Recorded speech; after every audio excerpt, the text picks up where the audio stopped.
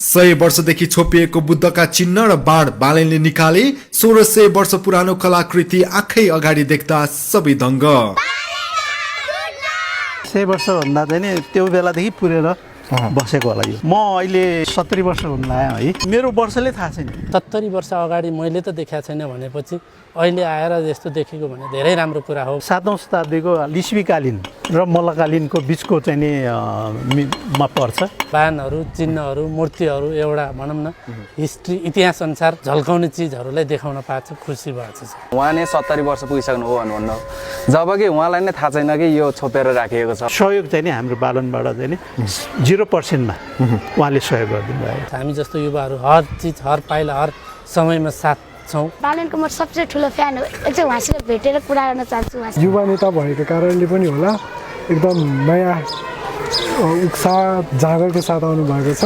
पुरानो कसैले गर्न नसकेको काम पनि उहाँले एकदम राम्रोसँग गर्नु भएको छ। राम्रोलाई राम्रो जस्तै गलतलाई गलत सहीलाई सही भन्ने छुटाउन सक्यो भने यो देशमा बालेन जस्तो मान्छेहरू अझै 2-4 जना 5 जना भइदियो भने काठमाडौँ नगरपालिका मात्रै होइन देशै बनाउन सकिन्छ भन्ने आशा र विश्वास छन् हामी जस्तो युवाहरू। दर्शकवृन्द, मेयर बालेन शाहले 7औं शताब्दीको लिच्छवीकालीन बुद्ध विहारलाई सिंगारेका छन्। सम्पदा प्रति अत्यन्तै सद्भाव बोकेका मेयर बालेनले पछिल्लो समयमा मठ मन्दिर, ढुङ्गेधारादेखि खोला नाला सरसफाई गरिरहेका छन्। यो हो काठमाडौँ महानगरपालिका वडा नम्बर 25 मा रहेको श्री घ, जहाँ यति बेला 100 वर्षदेखि छोपिएको 5 बुद्धका चिन्ह र बाण निकाल्ने काम भइरहेको छ। भाइ बहिनीहरूले चाहिँ यति राम्रोसँगले चाहिँ त्यो सरसफाइ गर्दै चाहिँ हामीले पनि त्यति साह्रो इन्ट्रेस्टले चाहिँ गरेको थिएन। मलाई त्यति राम्रो लाग्यो कि सूक्ष्म ढङ्गले एकदम सिरियसली चाहिँ उहाँहरूले चाहिँ गरिदिनु भएकोमा चाहिँ उहाँहरूलाई चाहिँ मुरी धन्यवाद छ।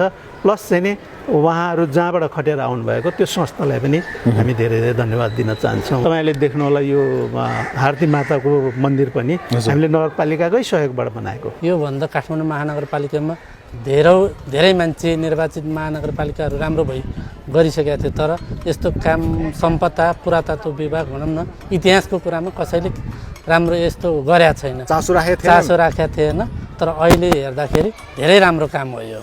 पहिले चाहिँ नि यो धेरै वर्षसम्म चाहिँ नि यो तपाईँले देख्नु होला पत्र त त्यो चुनले पत्र भएर चाहिँ नि यो एउटा चाहिँ आर्टलाई चाहिँ यो ऐतिहासिक आर्टलाई चाहिँ छोपिएको रहेछ।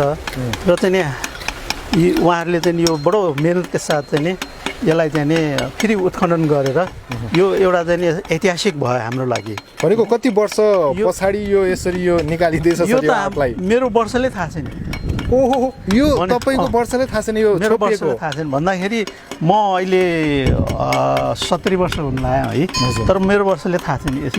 यसो हल्ला खल्ला बाहिर बुझ्दा आफूभन्दा ठुलोबाट बुझ्दाखेरि चाहिँ 100 वर्ष भन्दा चाहिँ नि त्यो बेलादेखि पुरेर बसेको होला यो। ओहो, 100 वर्षदेखि छोपिएको यो आर्ट, यो विशेष कला, ऐतिहासिक कला आज निकालिँदैछ। यो बहुत एकदम राम्रो काम भएको छ।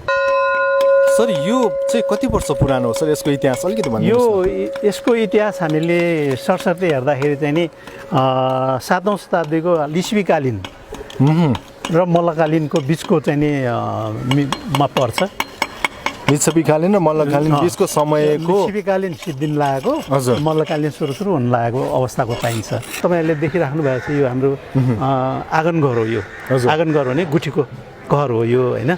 क्वापा छे भन्छ त्यसलाई। त्यो क्वापा छेमा चाहिँ नि अहिले हामीले यो अगाडिको सबै फेर्दैछौँ कि त्यो एकदम टिपिकल टाइपले झ्यालहरू, ढोकाहरू, त्यो दलामकलहरू सबै चाहिँ नि राखेर एकदम चाहिँ त्यसलाई चाहिँ नि पुरानो शैलीमा चाहिँ हामीले त्यसलाई ढाल्न लागेको छ। र यो कुरो चाहिँ नि यो सहयोग चाहिँ नि हाम्रो बालनबाट चाहिँ नि 0% मा उहाँले सहयोग गरिदिनु भयो। अझै पनि धेरै कुराहरू ढाकेर लुकाएर राखिएको छ। किनभने त्यो कुराहरू हिजोको दिनमा जुन हाम्रो मौलिकताले नै हाम्रो देशलाई विश्व सामु चिनाएको छ, कला संस्कृतिले नै विश्व सामु चिनाएको छ। र विश्व सामु जुन चिजले चिनाउँछ यसरी सानो एउटा लापरवाहीले गर्दा पनि धेरै नै असहज गाह्रो स्थिति पैदा हुन आउँछ। काठमाडौँ नगरी भनेको हाम्रो धार्मिक नगरी हो, किनभने देवभूमि हो। देवभूमिमा यसरी हाम्रो कलाकृतिहरू यसरी मासिँदै जाने हो भने किनभने जुन चिजले हामीलाई विश्व सामु चिनायो किनभने आगामी दिनहरूमा यस्ता सानसाना गल्तीहरू त्रुटिहरू हुँदैन भन्ने पूर्ण विश्वास छ। राम्रो लागिरहेको छ मलाई त खुसी लाग्छ कि अस्ति नै हेरेँ यो रङहरू लगाएको नि हेरेँ होइन खुसी लाग्यो धेरै नै। पुरानो इतिहासलाई नयाँ झल्काउने स्थिति र नदेख्ने कामलाई देखाउने नभएको चिजलाई राम्रो गर्ने बिग्रेकोलाई सपार्ने काम गरिरहेछ कि त्यो नै सबभन्दा ठुलो कुरा हो। काठमाडौँभित्र के कस्तो छ पहिला नेवारी कल्चर अनुसार के कस्तो छ नेवारी भेष कल्चर भेष भाषा अनुसार भनौँ न एउटा यो त काठमाडौँ मन्दिरै मन्दिर भएको देश भन्ने एउटा इतिहासमा पनि छन् हाम्रो काठमाडौँ भक्तपुर ललितपुर। त्यसको लागि यो देखाएको जस्तै भनौँ न एउटा अघि बाजेले भन्नुभयो 70 वर्ष अगाडि मैले त देखाएको छैन भनेपछि अहिले आएर यस्तो देखेको भने धेरै राम्रो कुरा हो भन्नुभयो क्या। यसको लागि खुसी लागेछ राम्रो लागेछ। हो नि यो 70-90 वर्षभन्दा 90 वर्ष अगाडिको चिज अहिले हामीले देख्न पाएछ। तर हुन त यो त लिच्छविकाल पहिल्यै योभन्दा 400 वर्ष 500 वर्ष अगाडि बनाउनु भएको हो।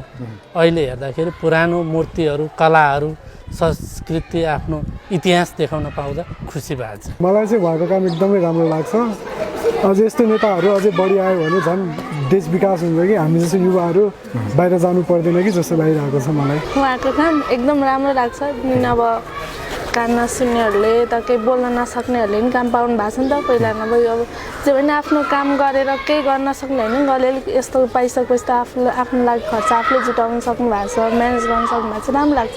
अरूले दिँदैन नि त जो पायो त्यसले यस्तो काम। अब कान नसुन्नेलाई कसले काम दिन्छ बोल्न नसक्नेलाई के काम पाउँछ र यहाँ नबोलिकन काम हुँदैन त्यो नसुनिकन केही काम गर्न सक्दैन। राम्रो लागिरहेछ यहाँ अब अरू त देखिरहेको छैन उहाँहरूले यसो राम्रो काम गर्नु भइरहेछ राम्रो लागिरहेछ यो सरसफाइ काम गर्दा चाहिँ। यो हाम्रो धेरै वर्ष अगाडिको यो छोपेर राखेको कलाकृतिहरू हाम्रो राष्ट्रलाई जुन कलाकृतिले चिनाएको छ त्यो कलाकृतिलाई चाहिँ पहिलाकै अवस्थामा ल्याउनको लागि हामीले